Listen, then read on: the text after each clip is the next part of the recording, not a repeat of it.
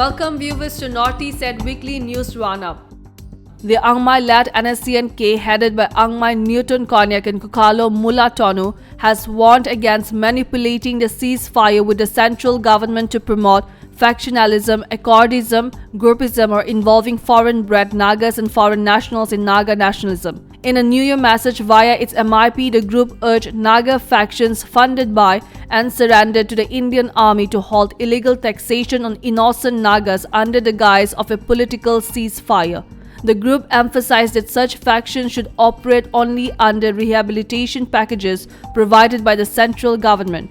It reaffirmed its commitment to welcoming individuals, races, or nations willing to restore their identity, freedom, and self-determination while upholding the Naga principle as a constitutional responsibility. The NSCN-K cautioned the central government against using the Indo-Myanmar border fencing issue to provoke conflict during ceasefire talks, calling it a deliberate attempt to reignite violence. The group criticized the Naypyidaw-led state government for financially supporting various factions while accusing it of hypocrisy and betrayal. Finally, the group appealed to the Christian community to pray for Nagaland for Christ and confirmed that its engagement with the Indian government for a bilateral ceasefire was influenced by appeals from Naga NGOs and Indian representatives. The Naga Ho NH has emphasized that 2025 cannot be just another year of waiting and hoping but must mark a resolution to the Naga political issue that has lasted over 7 decades.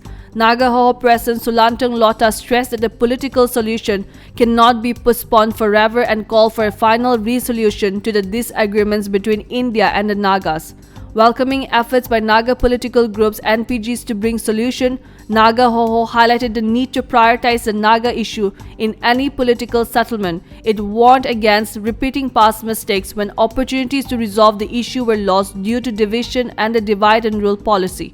Naga Ho urged all parties in the peace talks to engage in constructive dialogue to end the ongoing media war and swiftly implement solutions to address the conflict. It suggested that Naga political groups come together with a common draft if they are genuinely committed to the betterment of the Nagas. The Ho also called on the government of India to convey its position on the Naga issue by providing a common draft to build trust and bring peace. It expressed hope that the agreement would be signed within 2025. The rise in commodity prices in Dimapur due to multiple tax and fee collection has led many shopkeepers to seek alternatives in nearby Lahorijan and Katkati markets in Assam. Previously, Lahorijan offered significantly cheaper rates, but increased demand from Dimapur shoppers, especially on Sundays, has caused prices there to rise, matching or exceeding Dimapur's. A recent survey revealed that Dimapur now offers competitive rates due to its vast and regulated market. For example, potatoes are priced at Rs 35 per kg in Dimapur compared to Rs 45 per kg in Lahorijan.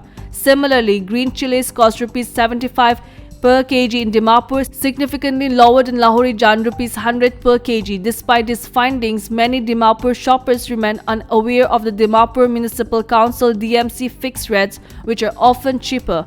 Vendors in Lahorijan admitted to inflating prices by Rs 5 to 10 on Sundays, capitalizing on high demand. Shoppers cited freshness and perceived affordability in Lahorijan but lacked awareness of DMC regulated prices. Efforts to educate buyers could encourage them to revisit their shopping habits.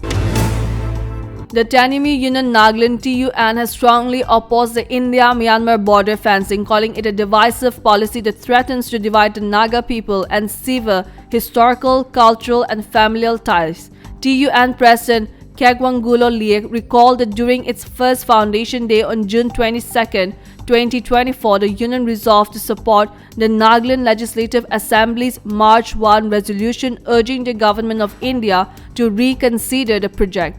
TUN stated that arbitrary borders, post-independence and tighter regulations, including reducing the free movement regime FMR to 16 km in the year 2004, have already restricted Naga interaction. The proposed fence, they say, would isolate communities, separate families and disrupt livelihoods, citing Longwa village where it would split a Konyak Angsom.